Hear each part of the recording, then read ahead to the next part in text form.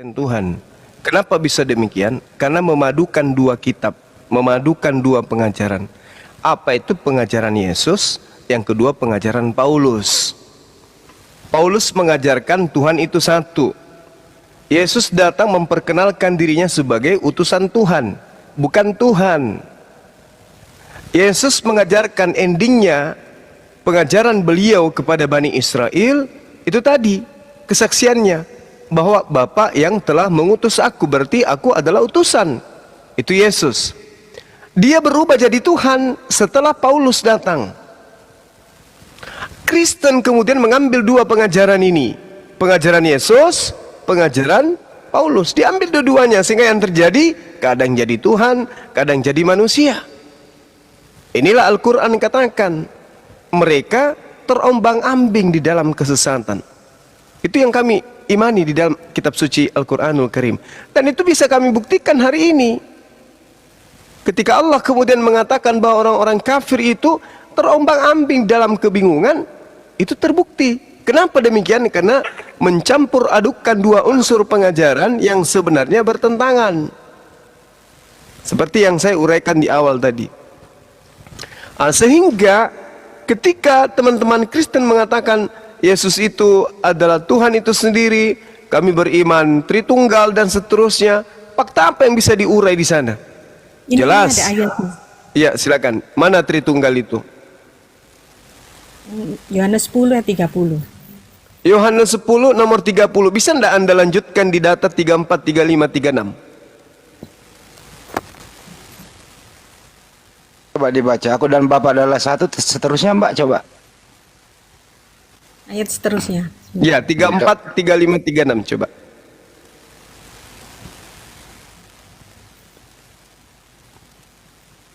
Benar. Baca aja Mbak, gak apa-apa. Sebentar ini sih. Sebentar.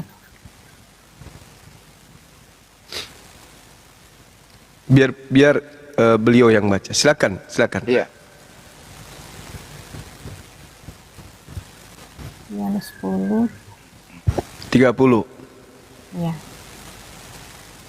Aku dan Bapa adalah satu. Iya. Sekali lagi orang-orang Yahudi mengambil batu untuk melempari Yesus. Kata Yesus kepada mereka, banyak pekerjaan baik yang berasal dari Bapakku yang kuperlihatkan kepadamu. Pekerjaan manakah di antaranya menyebabkan kamu melempari aku? Jawab orang-orang Yahudi itu, bukan karena suatu pekerjaan baik, maka kami melempari engkau, melainkan karena engkau menghujat Allah dan karena engkau Manusia hanya seorang manusia, menyamakan seorang manusia saja menyamakan dirimu dengan Allah. Kata Yesus kepada mereka, tidakkah ada tertulis dalam kitab Tauratmu, aku telah berfirman kamu adalah Allah. Jikalau mereka kepada siapa firman itu disampaikan disebut Allah, sedang kitab suci tidak dapat dibatalkan, masihkah kamu berkata kepada dia yang dikuduskan oleh Bapa dan yang telah diutusnya ke dalam dunia, engkau menghujat Allah karena aku telah berkata aku anak Allah. Nah, Jikalau aku tidak melakukan pekerjaan-pekerjaan Bapakku, janganlah percaya kepadaku. Tapi jikalau aku melakukannya dan kamu tidak mau percaya kepadaku, percayalah akan pekerjaan-pekerjaan itu supaya aku boleh mengetahui dan mengerti bahwa Bapa di dalam aku dan aku di dalam Bapa. Yaitu tadi Yesus. Oke. Bisa saya jelaskan? Boleh ya Mbak ya? Jadi di data nomor 34-nya sebelumnya kan dituduh, bukan karena pekerjaan ini sampai kami ingin melempari kamu batu, melainkan kamu hanya manusia biasa, tapi kau menyetarakan dirimu dengan Tuhan. Apa klarifikasi Yesus? Halo Bani Israel, bukankah di dalam kitab Tauratmu dikatakan siapapun yang diserahi tugas untuk menyampaikan firman, maka dia disebut sebagai Allah, dan ketetapan itu tidak bisa dibatalkan. Makanya Nabi Musa alaihissalam ketika bertanya kepada Allah, Elohim, saya jawab apa kepada mereka, kepada umatku ketika aku ditanya aku diutus oleh siapa? Apa kata Elohim kepada Nabi Musa? Sampaikan kepada mereka, aku adalah aku, dan aku mengangkat engkau menjadi Allah bagi Fir'aun dan Harun sebagai nabimu. Nah, maksud daripada Yesus Saya ini kan utusan Tuhan. Tugasku kan menyampaikan firman Tuhan. Sebagai hak saya, penyampai firman, saya punya hak untuk mengatakan saya adalah Tuhan, saya adalah Allah. Apakah itu disipati? Disipati oleh siapa? Firman Tuhan yang disampaikan oleh utusan Tuhan. Contoh ini di dalam Al-Quranul Karim. Bismillahirrahmanirrahim. Innani anallah la ilaha illa ana. Ini kalau dibacakan oleh orang, siapapun itu, termasuk Nabi Musa misalnya, termasuk baginda Rasulullah Muhammad SAW, maka apa definisi, apa arti daripada ayat itu? Sesungguhnya aku ini adalah Allah, tidak ada Tuhan selain aku, maka sembahlah aku. Apakah kemudian yang disembah ini adalah Nabi Musa, Nabi Muhammad SAW, atau Bang Suma? Karena Bang Suma telah membacakan firman Allah. Makanya Yesus mengatakan, siapapun yang diserahi tugas untuk menyampaikan firman Allah, maka dia adalah Allah. Tapi bukan dalam arti kata dia itu adalah hakikat dari pencipta langit dan bumi yang kami sebut Allah, melainkan dia hanya membacakan kalam Allah. Makanya Yesus mengatakan dalam Yohanes 12:49, aku tidak berkata-kata dari diriku sendiri. Apa yang aku katakan adalah apa yang diperintahkan untuk aku katakan dan aku sampaikan. Jadi kalau Yesus menerima firman, Tuhannya mengatakan, aku ini adalah Allah, tidak ada Tuhan selain aku. Maka Yesus naik di mimbar mengatakan apa? Aku ini adalah Allah, tidak ada Tuhan selain aku. Orang yang berakal tidak menyembah Yesus. Kenapa? Yesus sedang menyampaikan firman Allah. Makanya di dalam Yohanes 14:24 Yesus mengatakan apa? Firman yang kau dengar dari aku itu bukan dari aku, tetapi dari Dia yang telah mengutus aku. Itu harus dipahami, Bu. Jadi untuk mematahkan dalil aku dan Bapa adalah satu, cukup yang tadi. Kalau masih butuh silakan Anda buka di Yohanes 8 nomor 16 sampai nomor 20. Apa yang Yesus katakan di sana? Aku dan Bapa adalah dua. Mari kita buktikan. Dan jikalau Yohanes 8 nomor 16 sampai nomor 20, satu perikop. Iya. Ayat 16 sampai nomor 20. Yesus mengatakan begini.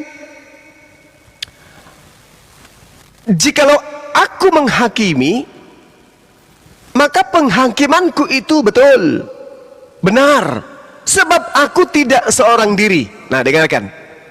Jika penghakimanku itu, jika aku menghakimi, maka penghakimanku itu betul, benar, sebab aku tidak seorang diri. Ini sudah tanda tanya ini. Orang berakal pasti sudah tahu ini. Tidak seorang diri, berarti dia berdua minimal. Nah, ternyata betul. Sebab aku tidak seorang diri, tetapi aku bersama dengan Dia yang mengutus aku. Dan di dalam kitab Tauratmu ada tertulis bahwa kesaksian dua orang itu adalah sah. Dua saksi adalah sah, kata Yesus. Aku tidak seorang diri, melainkan aku bersama Dia yang telah mengutus aku. Dan di dalam kitab Tauratmu dikatakan dua saksi itu sudah sah. Akulah yang bersaksi tentang diriku, satu, dan juga Bapa yang mengutus aku bersaksi tentang aku, dua. Berarti maksud Yesus dua itu siapa? Aku dan Bapa. Jelas itu. Aku tidak menghakimi seorang pun, tetapi jika aku menghakimi, penghakimanku itu tentu betul, sebab aku tidak seorang diri, melainkan aku bersama dengan Bapa. Dan di dalam kitab Tauratmu dua saksi sah. Akulah yang bersaksi tentang diriku, dan Tuhan yang mengutus aku bersaksi dengan aku. Berarti dua saksi. Berarti di situ ada berapa? Satu atau dua? Bu Lydia, Yesus dan Bapa itu satu atau dua?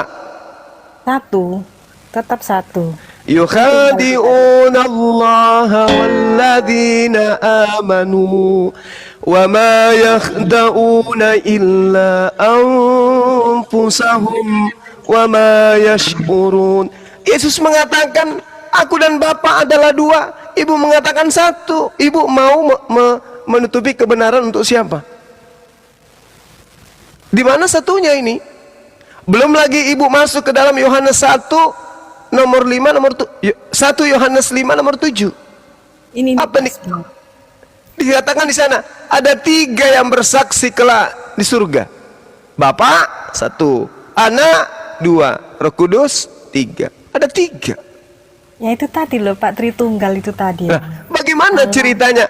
Dengarkan. 3 tapi 1. Oke, 3 tapi 1. Oke, mari kita buktikan. Kalau konsep Anda benar, bantai dalil yang saya bacakan sebentar. Di dalam kitabnya orang Yahudi, 2 Raja-Raja 19 nomor 19, maka sekarang ya Tuhan, selamatkanlah kiranya kami dari tangannya, supaya segala kerajaan di atas muka bumi ini mengetahui bahwa hanya Engkau sendirilah Tuhan, ya Allah kami. Sekarang pertanyaan saya, ketika Tuhan seorang diri, di mana anak Maria pada saat itu?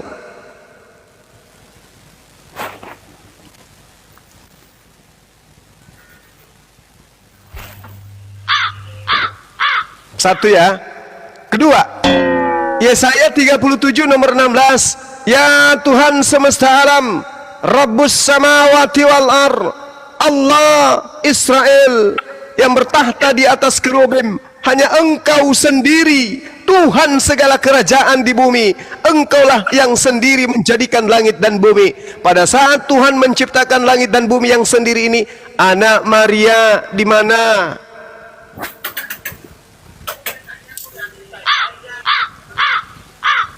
Dua, tiga.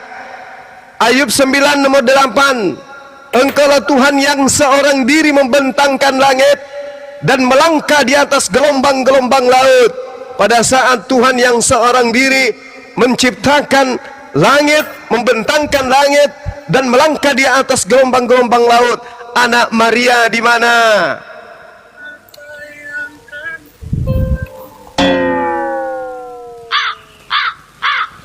Empat. Yesaya 44:24. Beginilah firman Tuhan penebusmu yang membentuk engkau sejak dari rahim ibumu. Akulah Tuhan yang menjanjikan segala sesuatu, yang sendiri, seorang diri, membentangkan langit dan menghamparkan bumi. Siapakah yang mendampingi aku? Bisakah ibu mengatakan Yesus? Tuhan bertanya, siapakah yang mendampingi aku? Apakah ibu bisa menjawab, anak Maria Tuhan? Bisa? Tapi itu di perjanjian lama ya Pak.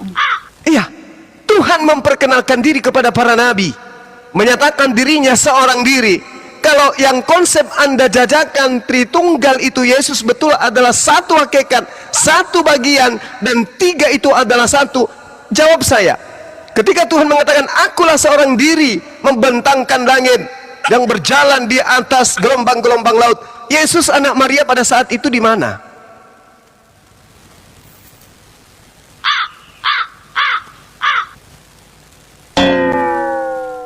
Gak ada. Yesus gak ada. Yesus gak ada. Jadi Tritunggal Trinitas itu hanya buatan gereja. Tuhan tidak mengenal Yesus sebagai Tuhan pada saat itu. Makanya Tuhan datang pada saat Yesus dibaptis di sungai Yordan. Apa kata Tuhan? Dengan kasihnya, begitu besar kasihnya, Tuhan pencipta langit dan bumi akan bumi ini. Maka dia mengutus anaknya Yesus, supaya orang yang percaya kepadanya memperoleh hidup yang kekal, dan yang tidak percaya kepadanya binasa di dalam dosanya. Yesus dipercaya sebagai apa? Utusan Tuhan. Selesai.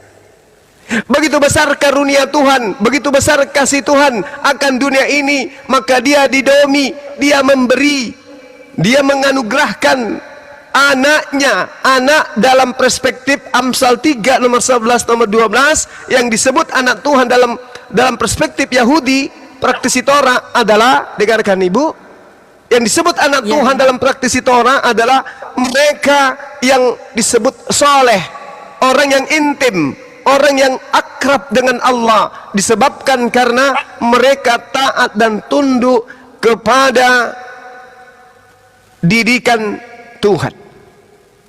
Engkau adalah anakku sebab engkau taat mendengarkan dan melaksanakan didikanku. Jadi anak Tuhan itu adalah mereka yang setia melaksanakan didikan Tuhan, laksana anak yang taat kepada didikan ayah. Silakan Anda baca Amsal 3 nomor 11 nomor 12. Jadi Yesus itu adalah orang soleh. Dia disebut anak karena dia soleh. Dia mendengarkan dan melaksanakan dan mempraktekkan apa yang diperintahkan. Makanya dikatakan, aku tidak berkata-kata dari diriku sendiri. Yohanes 12 nomor 49. Aku tidak dapat berbuat apa-apa dari diriku sendiri. Makananku adalah melakukan apa yang diperintahkan oleh Bapa. Yohanes 5:30 dan seterusnya. Jadi Yesus itu adalah seorang muslim yang taat, dia adalah orang yang soleh. Demikian, mungkin ada tambahan dari teman-teman yang lain, silakan.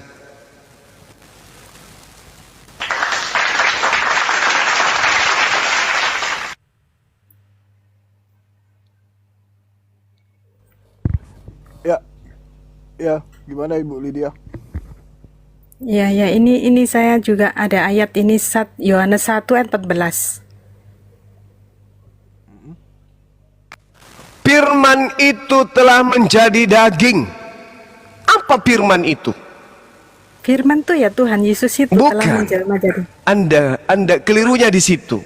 Firman itu logos. Apa itu logos? Kehendak Tuhan.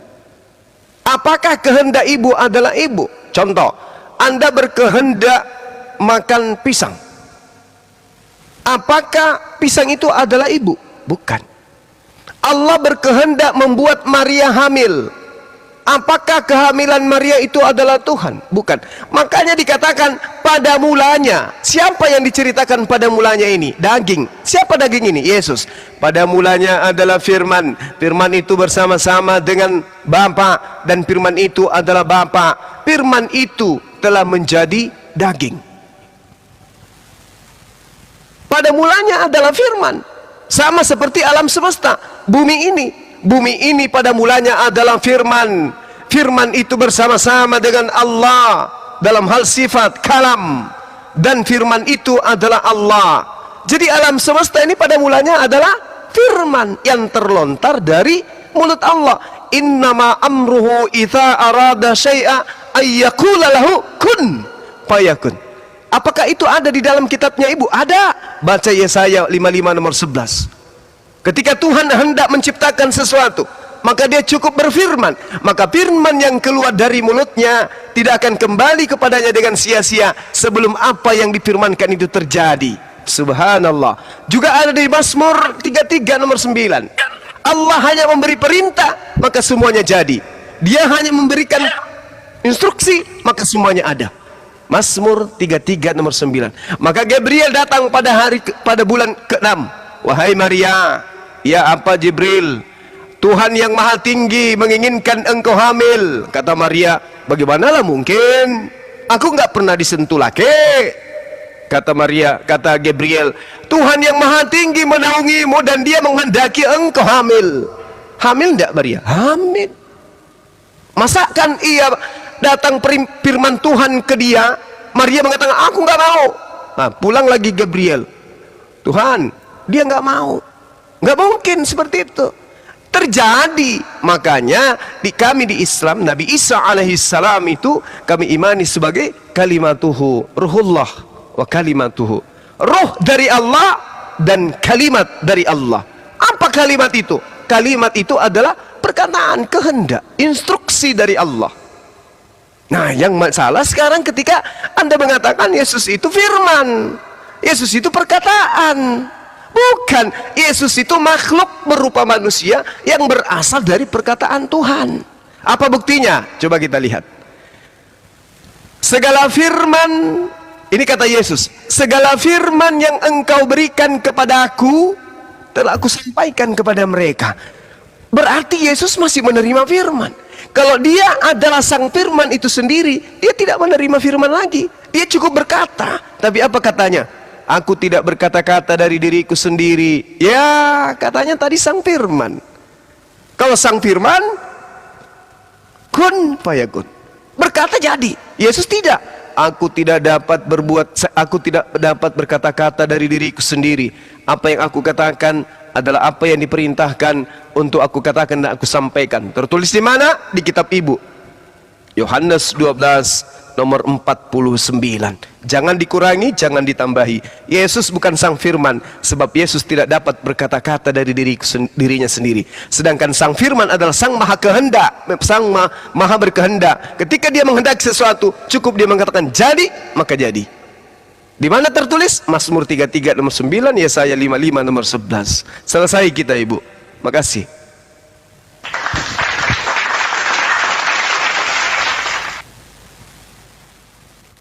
Udah itu aja, Pak. Baik, Bu Lydia, sering-sering ke sini kita belajar sama-sama. Ya, Ibu bertanya, insya Allah kami akan menjawab. Bertanya tentang Quran, insya Allah kami akan jawab. Tanya tentang dalil Bible, insya Allah kami di sini akan membantu untuk jawab. Ingat Ibu, pembeda kami dengan pemimpin atau tokoh-tokoh agama Ibu ini, saudari saya, Lydia, kami tidak dibayar. Nggak ada perpuluhan di kami. Jadi apa yang tertulis di Bible itu yang kami uraikan. Tidak ada kami sembunyikan, tidak ada kami tambah dan tidak kami kurangi. Sebab apa? Tujuannya hanya mengedukasi. Anda percaya, alhamdulillah. Anda tidak percaya, astaghfirullahalazim. Kembali kepada Allah Subhanahu wa taala. Allahu akbar. Makasih ya Bu Lydia atas waktunya. Ya, sama-sama. Iya, Terima kasih. sama-sama. Assalamualaikum. Waalaikum, saudariku yang baik hati. Semoga Allah melembutkan hati saudari saya untuk menerima Islam. Ini tolong saya diturunkan, saya nggak bisa turun sendiri.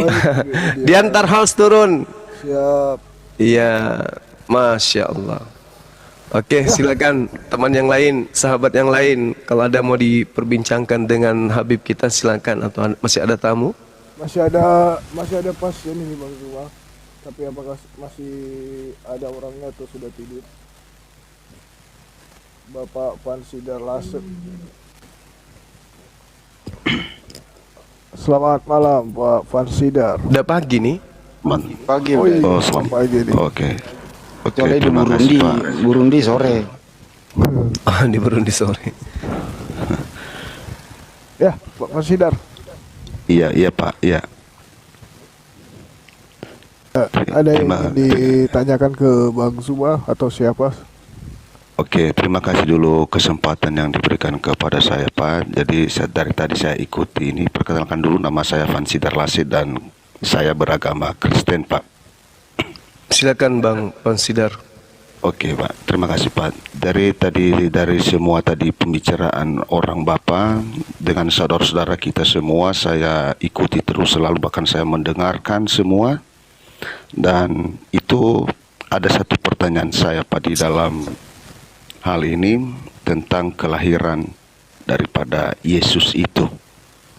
Kenapa bisa beda dengan para nabi semua?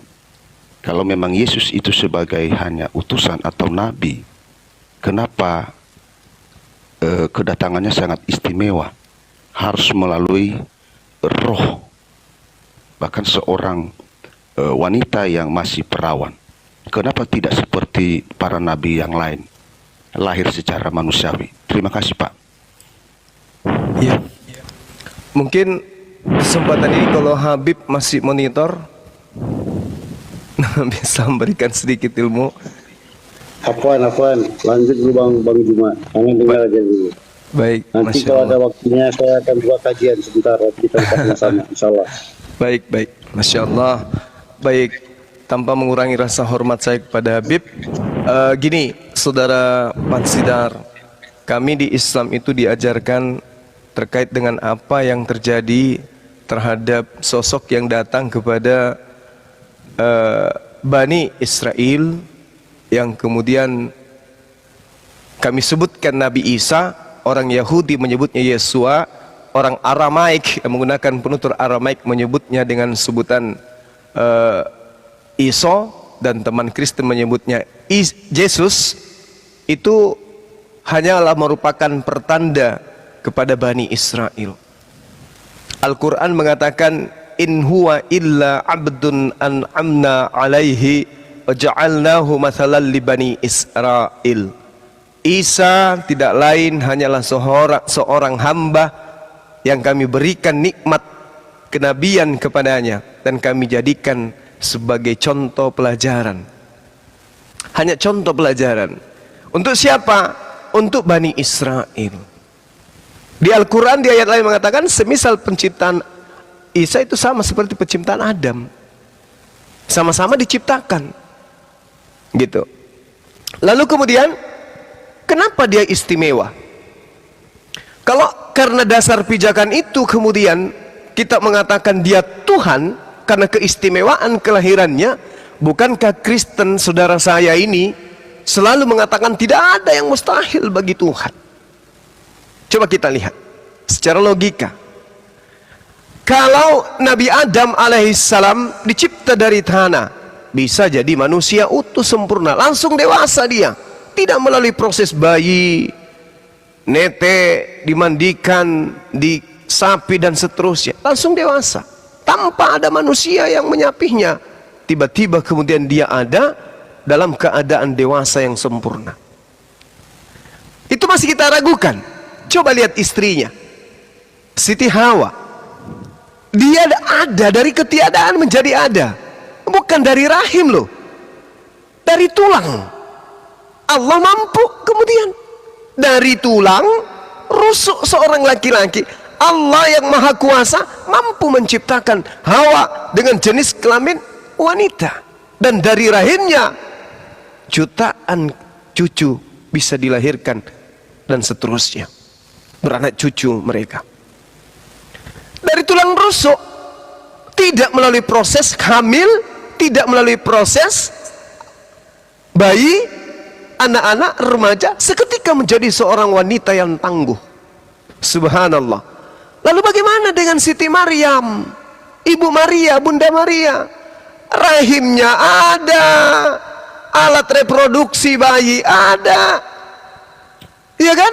Ovumnya Maria ada, dia wanita sempurna. Kalau tadi Adam dicipta tanpa rahim, Hawa tanpa rahim, Yesus ada rahim, disiapkan rahim, dan juga prosesnya ada 9 bulan. Apakah itu berat bagi Allah? Lawang tadi nggak ada manusia, bisa. Ada manusia tapi pria tanpa rahim, bisa. Ini ada wanita, ada manusia, ada rahim, tinggal Allah katakan kun. Maka apa yang terjadi? Jadi saya nggak bisa hamil. Bang Jibril, kenapa bisa? Aku nggak pernah disentuh sama pria, boro-boro hamil. Apa kata malaikat Jibril di dalam kitab saudara di Matius 1 itu? Tuhan yang maha suci menghendaki engkau hamil, nggak ada yang bisa menahan itu. Maka apa yang terjadi? Hamil dia. Jadi kehamilan Maria itu hanya sebagai tanda kepada Bani Israel bahwa kesombongan mereka itu bisa terpatahkan dengan lahirnya seorang manusia di tengah-tengah mereka tanpa ayah. Dan itu Allah buktikan kepada mereka. Untuk apa itu Allah buktikan? Untuk membuktikan kepada kita umat yang datang belakangan bahwa Bani Israel itu benar-benar umat pembangkang. Nabi Musa mengatakan dalam Ulangan, apa dikatakan Nabi Musa? Sedangkan saya masih hidup di tengah-tengah kalian, kalian sudah memperlihatkan ketegaran tengkukmu terhadap Allah. Bagaimana nanti kalau aku mati? Yesus mengatakan dalam Matius 7, Yohanes 7. Ini sudah zamannya Yesus. Berapa tahun dari Musa alaihissalam? Kurang lebih 1400 tahun kalau tradisi gereja. Nah, Yesus pun masih mengatakan itu. Musa mengatakan, aku masih ada di tengahmu, kamu masih membangkang kepada Allah. Bagaimana nanti setelah aku mati? Ternyata di zamannya Yesus terulang lagi. Orang banyak ini, mereka tidak mengenal hukum Taurat. Apa kata Yesus? Terkutuklah mereka. Ini Yesus loh bang. Maka ini tuh membuktikan Allah menciptakan Isa alaihissalam tanpa rahim, tanpa ayah, untuk membuktikan bahwa mereka memang umat yang durhaka, pembangkang. Maka pantaslah Yesus mengatakan kerajaan Allah akan diambil daripadanya dan diberikan kepada bangsa lain. Subhanallah. Itu wajar. Ternyata memang pembangkang mereka. Makanya kerajaan Allah diberikan. Coba anda baca di dalam Kejadian 49 nomor 10 bung. Kerajaan Yehuda, kerajaan Israel tidak akan berpindah dari kakinya, pemerintahannya tidak akan berpaling sebelum yang berhak itu datang. Siapa yang berhak itu? Dia hamba Allah yang di atasnya adalah roh yang akan menegakkan hukum-hukum kepada bangsa-bangsa. Maha suci Allah. Jadi seperti itu polanya. Kalau Nabi Isa hanya karena lahir tanpa ayah, itu belum ada apa-apanya bagi orang yang berakal. Sebab Hawa, Adam jauh lebih hebat. Tanpa ayah, tanpa ibu, tanpa rahim. Yang satu tanpa rahim, dari laki-laki dia dicipta. Bisa. Allah tinggal mengatakan, wahai Maria, hamil. Atau logika kedokteran, tinggal disuntikkan saja sperma. Tiuk, hamil Maria. Apa? Siapa yang bisa melawan itu? Tapi di agama saudara, mohon maaf, yang datang jadi manusia adalah dewa, Theos. Dalam bahasa Yunani, Theos. Berarti yang datang ke Maria adalah dewa. Sama cerita pewayangan Brahma misalnya, Krishna, Wisnu, Shiva, sama dewa Horus, Atis, siapa lagi? Dewa Hercules, Zeus, sama cerita itu. Ada dewa turun ke bumi menjadi manusia, titisan dewa Zeus, titisan Brahma, dan seterusnya. Ini yang disifati oleh iman saudara. Sementara yang terjadi, Yesus, Anda buka lembaran demi lembaran pengakuan Yesus tentang dirinya. Aku hanya utusan, aku datang bukan atas kehendakku, aku tidak bisa berbuat apa-apa dari diriku sendiri. Ya Tuhanku yang di surga, ya Bapa, ya Bapa, ya Bapa. Selalu berdoa, menandakan dia hanyalah sebagai hamba Tuhan yang lahir dengan mukjizat. Itu Bung, kenapa dia lahir tanpa ayah? Silakan. Oke, terima kasih Pak penjelasannya. Jadi dari penjelasan awal Bapak tadi menyampaikan bahwa seperti Adam itu diciptakan dari tanah, ya. Dan itu memang sudah pekerjaan daripada Allah Bapa itu di surga untuk menjadikan daripada manusia.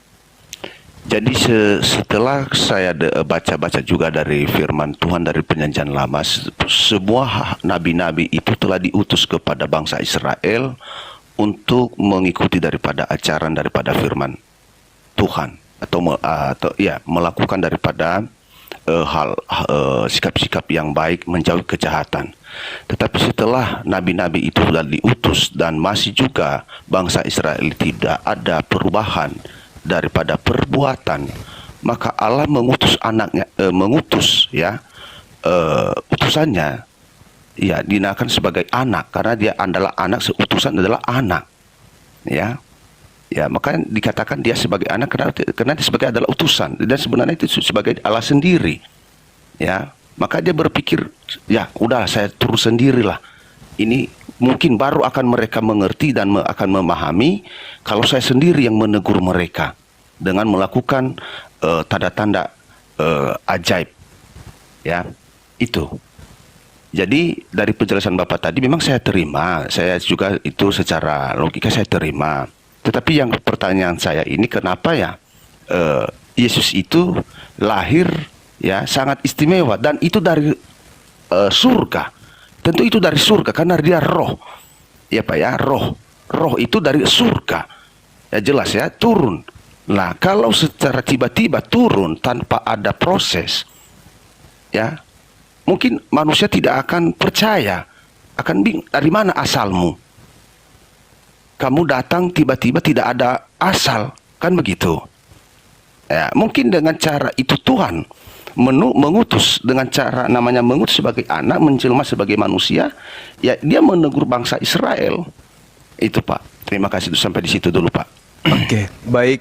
Yang pertama, di dalam 1 Korintus 15:48, makhluk-makhluk alamiah sama seperti dia yang berasal dari debu tanah, dan makhluk-makhluk surgawi sama dengan Yesus yang berasal dari surga. Banyak makhluk yang berasal dari surga, Pak. Makhluk yang berasal dari surga itu tidak butuh rahim untuk berada di bumi. Contoh, malaikat yang datang kepada Nabi Abraham di Kejadian 18. Malaikat-malaikat yang datang kepada Nabi Musa di Gunung Sinai di Kejadian 18. Di Kisah Para Rasul 8. Yesus, malaikat datang kepadanya memberikan kekuatan. Nggak ada yang kemudian dihamilkan, dan seterusnya. Itu poin pertama. Poin kedua, kalau itu yang menjadi alasan saudara saya ini, terbukti Yesus tidak mampu menjadikan Bani Israel sebagai pengikutnya. Malah Yesus mengatakan dalam Yohanes 7 nomor 60, ini yang menyedihkan. Aku yang memilih engkau yang 12 orang ini muridku, tetapi salah satu di antara kalian adalah setan. Salah satu di antara kalian adalah iblis. Kenapa Yesus mengatakan muridnya yang satu itu iblis? Sebab dialah yang menyebabkan dia akan ditangkap dan disalibkan di atas tiang salib. Berarti yang menyebabkan Yesus mati di atas tiang salib bukan Tuhan, tetapi iblis yang merasuki Yudas. Yudas kemudian berkhianat. Yudas melaporkan kemudian ke tentara Romawi persembunyian Yesus diobrak-abrik. Yesus ditangkap, Yesus dibunuh, mati. Setelah mati apakah berhenti penyesat sampai di situ? Tidak. Iblis tidak diam. Iblis tidak diam. Al-Quran menjelaskan, Al-Quran surah An-Nisa ayat 157-58, beliau Nabi Isa alaihissalam diangkat oleh Allah, diselamatkan. Demikian juga yang tertulis dalam Mazmur 91, Yesus diangkat ke langit. Di data nomor 16 dikatakan, dengan panjang umur akan aku kenyangkan engkau, dan engkau berada di sisiku, aku berikan rezeki padamu, aku berikan makanan, aku kenyangkan engkau. Kata Tuhan di dalam Mazmur 91 data nomor 12 sampai nomor 16. Baca sempurna di situ datanya. Sabar Bang. Di mana Pak? Mazmur 91 data nomor 12, 13, 14, 15, 16. Satu perikop Anda baca. Kenapa bisa merujuk ke sana? Karena pada saat Yesus dicobai oleh iblis di dalam Matius 4 nomor 6, iblis mengatakan apa? Wahai Yesus, jika engkau betul adalah anak Tuhan, buang dirimu ke bawah. Karena Yesus dibawa oleh roh jahat iblis ke bumbungan bait suci. Tinggi dia di atas apa, kalau menara bait suci. Lalu iblis mengatakan, wahai Yesus, jatuhkan dirimu ke bawah. Jika engkau anak Allah, jatuhkan dirimu ke bawah. Sebab ada tertulis di kitab para nabi bahwa Tuhan akan mengutus malaikat untuk menatang engkau di tangannya agar kakimu tidak terantuk kepada batu. Jika engkau betul adalah anak Tuhan, buang, coba saya mau lihat.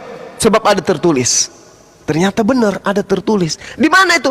Mazmur 91. Tuhan tidak akan membiarkan anaknya binasa.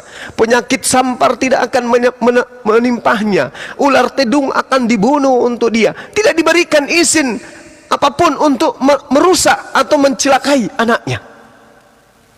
Aku akan mengirim malaikat agar tangannya menatang engkau, agar kakimu tidak terantuk kepada batu. Walau 10.000, walau 1.000 di sebelah kananmu, di sebelah kirimu, dan seterusnya, engkau hanya akan menyaksikan itu semua. Menyaksikan apa? Penyaliban. Sementara engkau akan kuangkat di sisiku, dan aku kenyangkan engkau. Aku akan perlihatkan mujizat-mujizat kepada engkau, dan aku memperlihatkan kemunafikan, kemusyrikan orang-orang fasik. Lalu kemudian di Amsal 21 nomor 18, orang yang fasik dijadikan sebagai tebusan orang yang benar. Pengkhianat dijadikan sebagai penebus pengganti orang yang benar. Maka benar ketika Nabi Isa diangkat, ada yang menggantikan dia. Siapa yang berkhianat? Yudas Iskariot. Jelas itu. Itu di kitab saudara. Makanya Al-Quran mengatakan mereka tidak membunuh, mereka tidak menyalibkan, melainkan orang yang diserupakan dengan beliau, dan mereka hanya berselisih paham tentang yang dibunuh itu. Dengan kita belajar, kita bisa lihat di Kisah Para Rasul 25 nomor 19, di situ ada data berbunyi begini. Dan mereka berselisih paham tentang seseorang yang bernama Yesus. Mereka mengatakan Yesus itu telah meninggal, tapi Paulus mengatakan dia hidup. Berselisih paham. Subhanallah. Apa yang diuraikan Al-Quran 1400 tahun silam, kami para apologet Islam Indonesia menemukan di kitab saudara. Perselisihan terjadi antara Yahudi dan Paulus seorang Farisi tentang kematian orang bernama Yesus. Berselisih paham. Seperti itu Bang. Jadi, ya silakan. Oke, baik bang. Saya tidak mau lagi, belum lagi masuk ke ayat-ayat Alkitab dulu bang. Jadi saya mau dulu memahami dulu tentang kelahiran Yesus ini. Nah, apa tujuan daripada Allah itu di surga? Mengapa dia menurunkan atau mengutus anaknya ke dunia? Ya, kenapa tidak dia utus lagi nabi yang ada di dunia? Iya. Ya, Gini, itu silakan. itu Pak ya. Itu dulu satu yang pertama pertanyaan saya. Kenapa Allah Bapa itu di surga mengutus daripada utusannya dari surga ya sebagai anaknya? Kenapa dia tidak mengutus nabi yang ada sudah di dunia? Ya. Nah, yang silakan, berikut Iya, silakan. itu yang kedua, kenapa Yesus itu mati? Apa tujuan dia datang itu? Karena dia di dunia itu menyampaikan daripada tujuan daripada Bapa yang ada di surga. Apa itu, Pak? Ya, bertobat, tentang pertobatan. Ya. Nah, dia tentang pertobatan supaya bangsa Israel bertobat ke jalan yang benar. Ya. Nah, itu. Lalu tujuan yang kedua. Berhasil nggak Pak Fansidar? Berhasil nggak? Berhasil nggak tuh tujuannya tuh? Afan yang gagal sampai bentar dulu Pak. Berhasil sampai dia datang di dunia itu dia berhasil. Ya kan nyata. Dia kan menyampaikan daripada tujuan Bapa di surga tentang daripada pertobatan. Kan begitu ya. Kalau pertobatan, Pak, semua nabi diajarkan untuk menyampaikan pertobatan kepada umatnya. Yehezkiel 18 coba Anda baca.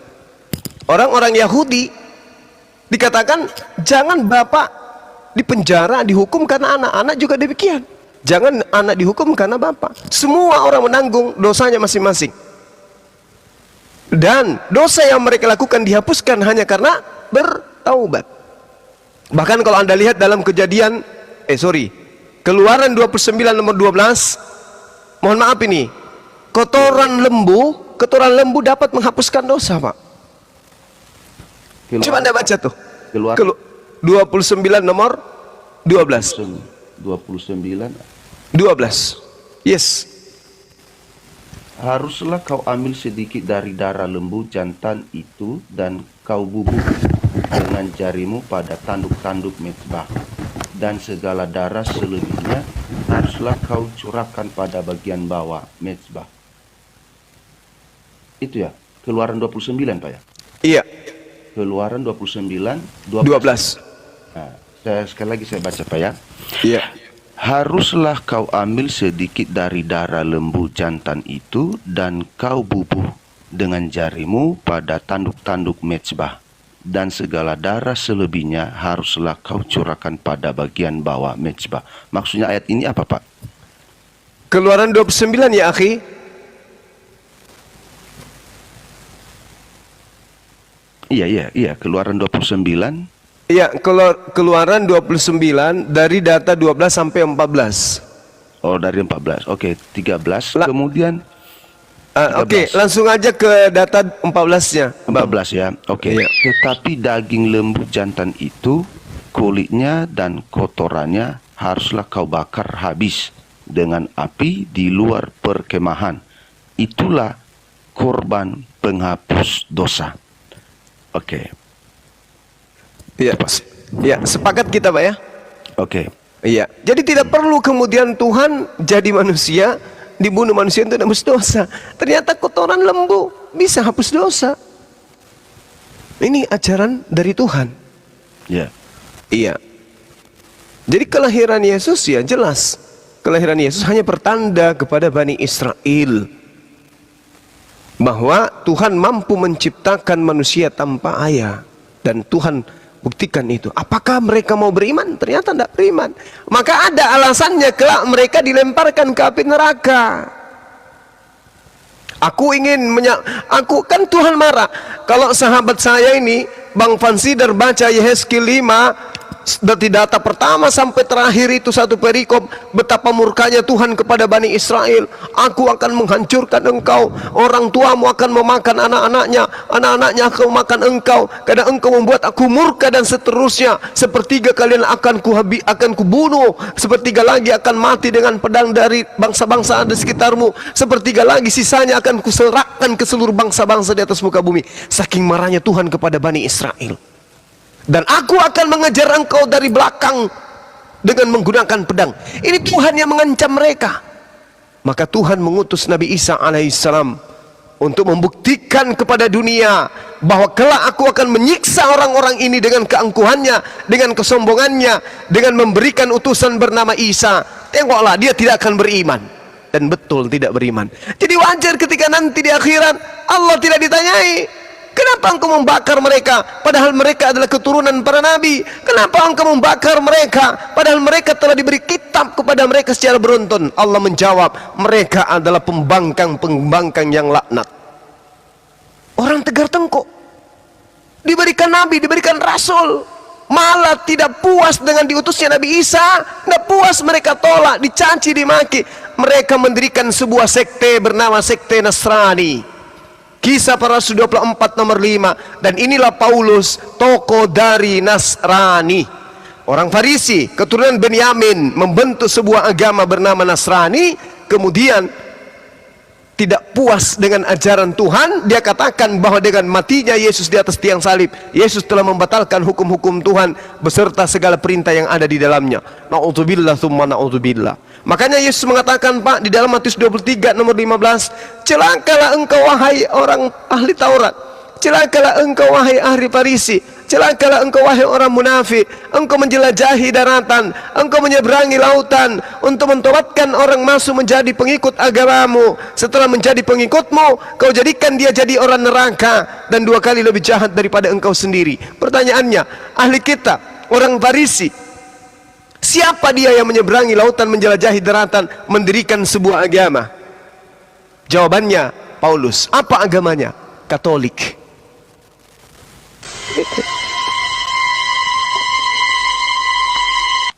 Yesus yang mengatakan itu. Celakalah engkau wahai ahli Taurat, celakalah engkau wahai orang Farisi, celakalah engkau wahai orang munafik, engkau menjelajahi daratan, engkau menyeberangi lautan, engkau mentobatkan orang masuk ke agamamu menjadi orang neraka dan 2 kali lebih jahat daripada engkau sendiri. Kalau bukan Paulus, siapa yang menyeberangi lautan, menjelajahi daratan, meninggalkan tanah Israel, mendirikan sebuah keyakinan baru di luar Yahudi? Agama yang di luar Yahudi selain Yahudi apa? Yang didirikan oleh orang Farisi.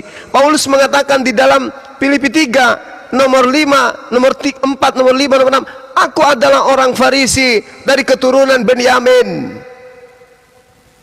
Kisah para Rasul 23 nomor 6, Paulus mengaku di mahkamah persidangan, aku adalah orang Yahudi dari keturunan Benyamin, aku adalah orang Farisi. Celakalah engkau wahai orang Farisi, engkau menjelajahi daratan, menyeberangi lautan. Siapa yang keliling mengajarkan surat-suratnya? Ke Roma, ke Antioquia, ke Tarsus. Siapa itu? Damsyik. Siapa itu? Orang Yahudi, ahli Taurat, orang Farisi. Ada lain dan tak bukan adalah Paulus. Apa agama yang didirikan di luar Yahudi? Agama Katolik. Celaka. Ya, itu kan terjadi sebelum Yesus turun ke dunia, ya. Nah, makanya tadi pertanyaan dari awal saya ini, Pak, kenapa Allah itu mengutus, ya, rasulnya, anggaplah sebagai rasulnya dari surga. Kenapa bukan dari dunia? Kenapa mesti harus dari surga? Nah, kenapa? Karena semua apa yang disampaikan oleh nabi-nabi sebelum Yesus itu datang, tidak ada yang mengikutinya, ya. Tidak ada yang mendengarkannya. Bahkan orang Farisi itu yang Bapak bilang itu benar. Yesus menegur mereka. Ya, mereka mengimani, mereka percaya kepada Abraham, bahwa Abraham itu adalah utusan Allah. Dan mereka orang Farisi itu orang tidak menerima pada saat Yesus menyatakan diri sebagai utusan daripada Allah. Padahal mereka juga tahu hukum Taurat. Dan mereka lah yang memberontak pada saat itu, dan mereka lah yang menyalibkan Yesus pada saat itu. Karena mereka tidak mau nenek moyang mereka, Bapak Abraham itu, ya, di apa namanya? Ditambahkan gitu ajarannya. Tapi Yesus menegur mereka. Ya. Jadi orang Farisi itu sendiri tidak menerima. Memang orang percaya, orang ahli hukum Taurat itu.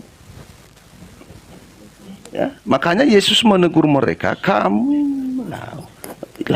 makanya Yesus menegur mereka, kamu membawa orang-orang ke agamamu, kamu membawa orang untuk bertobat percaya kepada agamamu, sementara kamu, ya, perbuatan kamu lebih jahat daripada mereka. Kenapa?